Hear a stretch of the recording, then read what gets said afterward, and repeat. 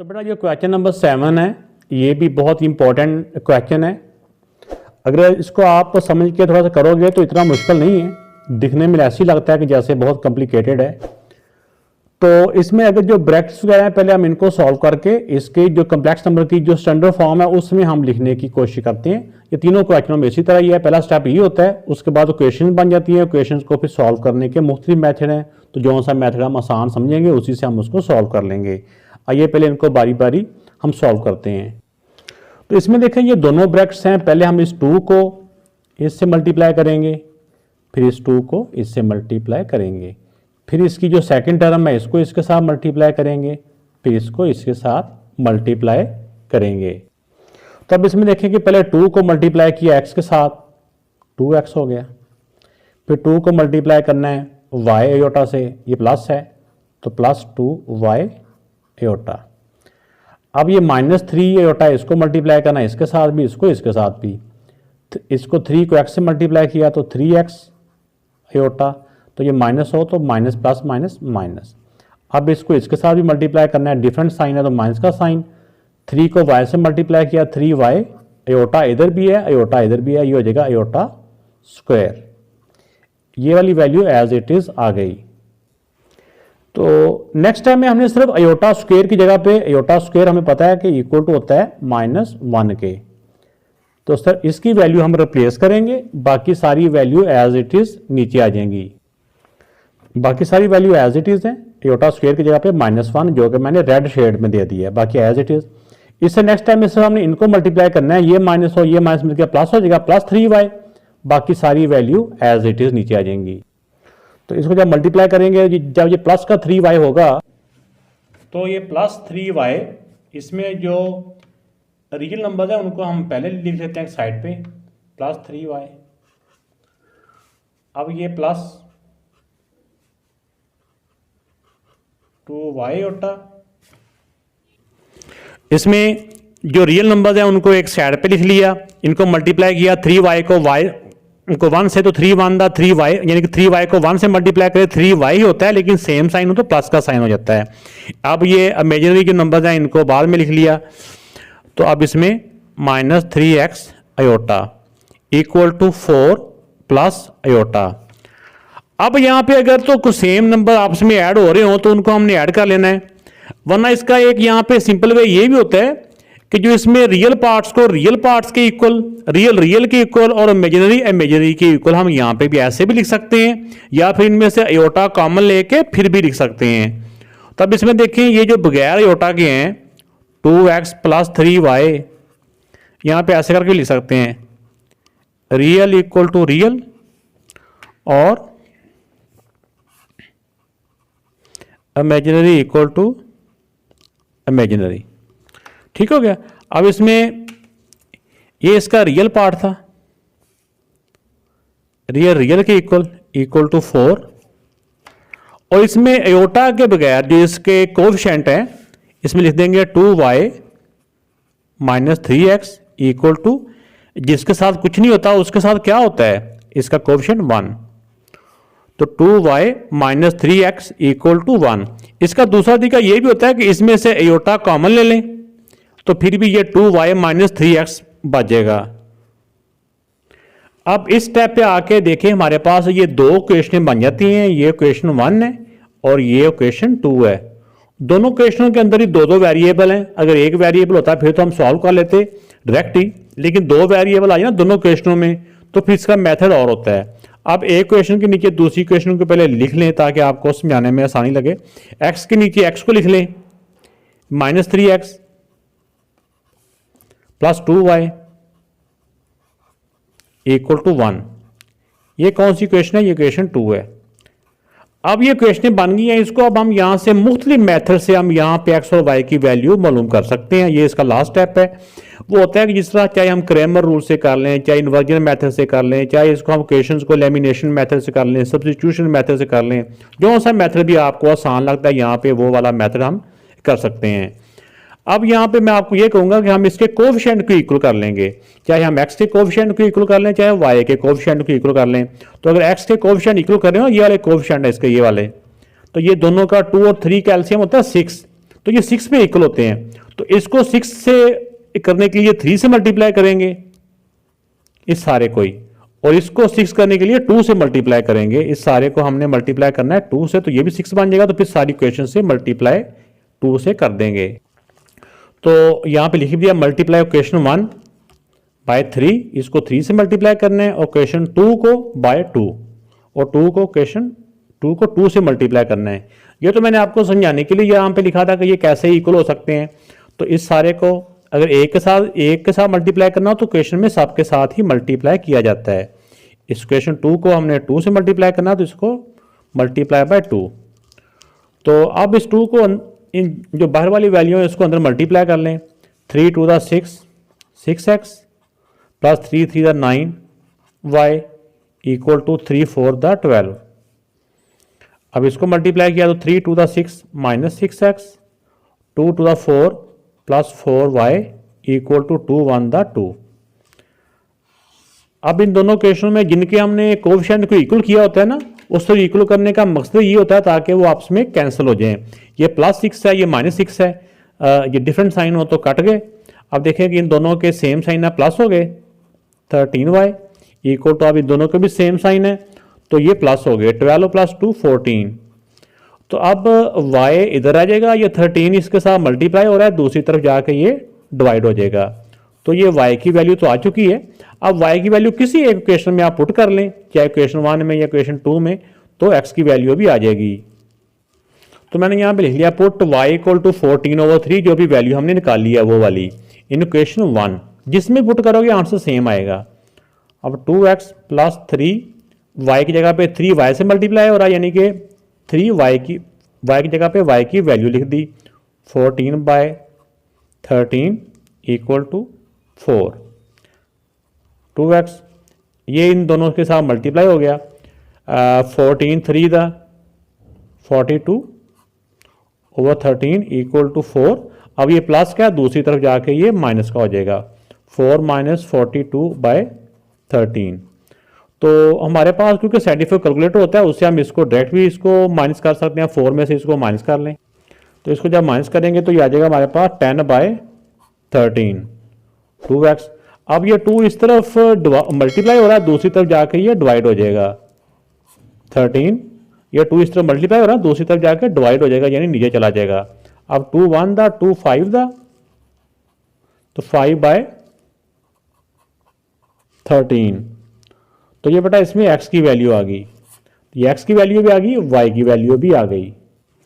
तो बेटा ये सेकंड पार्ट है। सेकंड पार्ट में भी आपने सिंपल इनको मल्टीप्लाई कर लेना है, इनको इनसे मल्टीप्लाई कर लेना है। पहले मल्टीप्लाई करते हैं फिर देखते हैं इसको क्या करना है। तो मल्टीप्लाई करेंगे, पहले 3 को x से किया तो 3x, फिर 3 को y ओटा से किया तो +3y ओटा। अब इस वाले नंबर को इससे मल्टीप्लाई करेंगे, 2 को x से किया तो 2x, साथ योटा भी है, डिफरेंट साइन हो तो माइनस। फिर इसको जब इससे करेंगे तो 2y - 2y, योटा इधर भी है, योटा इधर भी है, योटा स्क्वायर हो जाएगा इक्वल टू। अब 2 को अंदर दोनों से मल्टीप्लाई कर देंगे, 2 को x से किया तो 2x, 2 टू द 4y अयोटा प्लस ये एज इट इज आ गया 2 अयोटा -1। अब नेक्स्ट टाइम में हमने क्या करना है कि इसमें एक तो चाहे x वाली वैल्यू एक तरफ ले आए तो भी ठीक है, नहीं तो बच्चे यहाँ पे परेशान होते हैं कि किस वैल्यू को किधर लेके जाना है। अगर आपको ऐसे कोई मुश्किल लग रही है तो किसी वैल्यू को किस तरफ लेके जाने की जरूरत नहीं है। आप सिंपल इसमें अयोटा स्क्वायर की जगह पे -1 लिखें, बाकी सारी वैल्यू को एज इट इज नीचे आने दें। फिर मैं देखता हूँ, आपने कुछ सोचना नहीं है कि कौन सी वैल्यू को इक्वल के इधर इधर लेके जाना है, उनको छोड़ दें आप। यहाँ तक मैंने एज इट इज लिखी है, सिर्फ अयोटा स्क्वायर की जगह पे -1 रिप्लेस कर देना है। अब नेक्स्ट टाइम मैंने क्या करना है कि इसमें इसको -1 को जब इससे मल्टीप्लाई करेंगे ना, ये हो जाएगा +2y। इनको ज़रा जो अयोटा के बगैर वाले हैं उनको एक साइड पे लिख लें, और जो अयोटा वाले हैं उनको एक साइड पे लिख लें। ये हो गया इक्वल टू, ये भी एज इट इज आ जाएगा, इक्वल है 2x - 4y iota plus 2 aorta -1। अब यहाँ पे आके आपने ये करना है अगर आपको बिल्कुल कुछ पता नहीं है, अगर तो आयोटा कॉमन लेना है तो कॉमन ज़रूर लें। अगर इसमें ऐसे भी नहीं करना तो आप इसमें कर लें कि दोनों क्वेश्चनों में real equal to real part के है और जो इमेजिनरी इक्वल टू इमेजिनरी के है। ठीक हो गया। अब देखें इसमें जो बगैर आयोटा वाले हैं वो इस साइड पे इक्वल के इधर क्या है 3x प्लस 2y और तो नहीं है कोई, और दूसरी तरफ क्या है 2x आयोटा वाला, ये भी आयोटा वाला, ये बगैर आयोटा के है -1। अब देखो ना जो बगैर आयोटा वाली वैल्यू वो बगैर आयोटा वाली जो उस राइट साइड पे उसकी इक्वल होगी। अब आ गई इमेजिनरी पार्ट आयोटा के जो इसके कोफिशिएंट है, जो इसका इमेजिनरी पार्ट है ये 3y माइनस 2x, इस तरफ ये दो ही थे ना इक्वल टू, इस तरफ आयोटा के साथ क्या है -4y, इस तरफ ये वाला आयोटा के साथ है 2 ये। अब इसको जो क्वेश्चन की स्टैंडर्ड फॉर्म होती है, ये इसका जो मुश्किल बच्चे समझे वो यही होता है किसको किधर लेके जाना है, क्या करना है, वो ये पार्ट है इसका। अब इस क्वेश्चन को आप एक तरफ ले आए, एक्स वाई को एक तरफ कर लें, 3x ये प्लस 2x है इक्वल के इधर आएगा तो -2x हो जाएगा, प्लस 2y ये as it is equal to -1। ये 3x से 2x माइनस किया तो 1x बच गया, प्लस 2y इक्वल टू -1। एक हमारी इक्वेशन ये बन गई है। अब इस तरफ भी इनको एक तरफ लें, पहले x की वैल्यू को पहले आप लिख लें, प्लस 3y, ये -4y है इस तरफ आएगा तो प्लस 4y हो जाएगा equal to 2। X y y जो x और y की वैल्यूज़ हैं वो हमने लेफ्ट साइड पे कर ली, जो कांस्टेंट वैल्यू है वो राइट साइड पे कर ली। अब इनको इसमें y के साथ सॉल्व हो सकता है, सेम साइन है प्लस हो गए इक्वल टू 2। ये हमारे पास आ गई इक्वेशन 2। तो पहले एक इक्वेशन को, दोनों इक्वेशनों को ऊपर नीचे करके लिख लें ताकि थोड़ा सा आपको समझ आ जाए कि हम कहाँ पे पहुँचे हैं अभी। इक्वल टू 2 ये क्या है, ये इक्वेशन 2 ये है। इस इक्वेशन को हमने यहाँ लिख लिया है। अब देखें कि इनके कोएफिशिएंट इक्वल करने के लिए तो क्योंकि हम इसको अब कैंसिल करना चाह रहे हैं, अब दो इक्वेशन बन गई है, x और y की वैल्यू मालूम करना चाह रहे हैं, तो अब मैं चाह रहा हूं कि इसके x के कोएफिशिएंट इक्वल कर लें। इसका कोएफिशिएंट 2 है, इसका कोएफिशिएंट 1 है, 2 और 1 कैल्शियम होता है 2, तो इसका मतलब कि ये दोनों इसके जो है ना कोएफिशिएंट ये 2 होने चाहिए। एक तो पहले 2 है, इसको 2 करने के लिए क्या करेंगे, इसको मल्टीप्लाई बाय 2 करेंगे, इस सारी क्वेश्चन को 2 से मल्टीप्लाई कर देंगे। क्वेश्चन 2 को कुछ नहीं करेंगे, इसको मल्टीप्लाई नहीं करेंगे, ये पहले 2 है। पहले क्वेश्चन 1 को लिख लेते हैं, इस सारे को 2 से मल्टीप्लाई करना है। ये लिख दिया ना क्वेश्चन 1 को, ये क्वेश्चन 1 है x plus 2y equal to -1, 2 को मल्टीप्लाई किया 2x प्लस 2 टू द 4y, ये 2 ने सारी क्वेश्चन से मल्टीप्लाई होना है, 2 1 द 2, ये क्वेश्चन 1 ही है। ठीक है, इसको हम 3 का नाम भी दे सकते हैं, 1 2 और 3। अब इसके नीचे 2 को तो कुछ नहीं करना था, जो क्वेश्चन 2 है वो एज इट इज है, इसके नीचे आ जाएगी।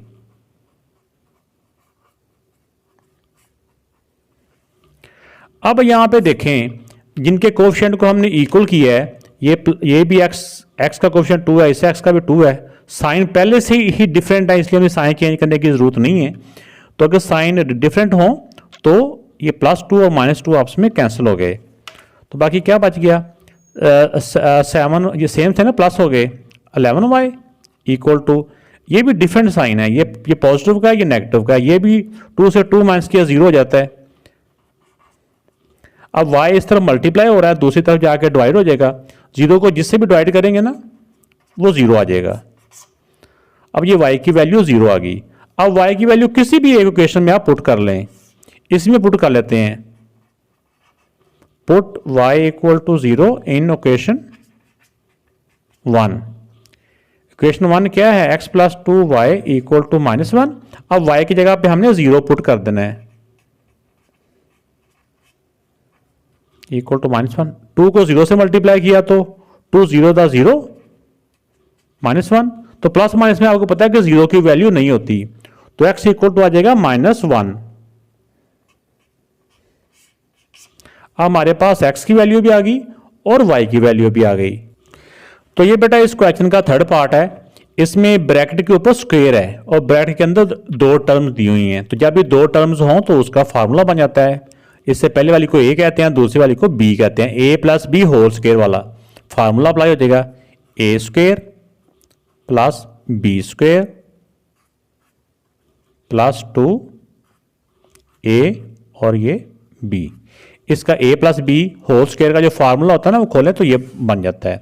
माइनस इस वाले 2 को अंदर मल्टीप्लाई करना है, -2 को x से मल्टीप्लाई किया तो 2x, फिर -2 को इससे मल्टीप्लाई करेंगे तो बाहर माइनस हो तो अंदर का साइन भी चेंज हो जाएगा, 2y iota equal to x plus y iota. Next time में हम क्या करेंगे, एक तो इनकी जो पावर्स हैं इनको सॉल्व कर लेते हैं और दूसरा इन तीनों को मल्टीप्लाई कर लेते हैं। 3 का स्क्वायर 9, 4 का स्क्वायर 16 होता है, अयोटा के ऊपर स्क्वायर आएगा तो iota square plus 2 3 6 6 4 24 iota minus 2x plus 2y iota equal to x plus y iota. ये सारे एज इट इज आ गए। अब नेक्स्ट टाइम में हमने क्या करना है कि सिंपली तौर पे हमने जहाँ पे अयोटा स्क्वायर है उसकी जगह पे हमने वैल्यू इसकी रिप्लेस कर देनी है। अयोटा स्क्वायर इक्वल टू क्या होता है, अयोटा स्क्वायर इक्वल होता है -1 के, तो ये वैल्यू हमने यहाँ पे रिप्लेस कर देनी है। तो बाकी सब एज इट इज, बाकी सारी वैल्यू एज इट इज हम नीचे उतार लेते हैं। नेक्स्ट टाइम में हमने सिर्फ इन दोनों को मल्टीप्लाई करना है। 16 को 1 से मल्टीप्लाई किया तो 16, डिफरेंट साइन हो तो माइनस का साइन, और बाकी सारी वैल्यू एज इट इज नीचे आ जाएंगी। 2y iota equal to x plus y iota. अब इसमें या तो हम यहीं पे इसको सॉल्व कर लें, ये इसको ये नंबर है ये सेम है ना, एक साइड पे सेम आ रहे हैं, इनको हम सॉल्व कर लेते हैं। ये डिफरेंट साइन है तो माइनस हो गए, क्या आ जाएगा 7 और बड़े नंबर का साइन, बाकी सारे एज इट इज नीचे आ जाएंगे। तो ये जब हमने लिख लिया, आप देखें जो रियल पार्ट्स हैं उसको रियल को रियल के इक्वल इक्वेशन के दोनों तरफ -7 -2x और दूसरी तरफ इक्वल टू x। अब जो इमेजिनरी पार्ट है वो है इसका +24 प्लस 2y इक्वल टू, इस तरफ इमेजिनरी के साथ क्या है y। देखो ना इस तरफ दो ही थे ना ये इमेजिनरी पार्ट, ये दो थे योटा वाले, इधर था इस योटा के साथ 24, इस योटा के साथ 2y इक्वल का इक्वल, इस योटा के साथ y है तो y आ गया। अब इन इक्वेशन को हम सॉल्व आसानी से कर सकते हैं क्योंकि इसमें एक इक्वेशन के अंदर एक ही वेरिएबल है, एक ही वेरिएबल हो तो हमारे लिए मुश्किल नहीं होता। ये माइनस का 2x है, दूसरी तरफ जाएगा तो +2x हो जाएगा। अब x के दोनों के सेम साइन है तो प्लस हो गए, 2 + 1 3x इक्वल टू -7। अब x की वैल्यू मालूम करनी है, 3 इस तरफ मल्टीप्लाई हो रहा है, दूसरी तरफ जाके 3 डिवाइड हो जाएगा, तो x की वैल्यू आ गई है -7/3। ऐसे करके भी लिख सकते हैं x इक्वल टू -7/3।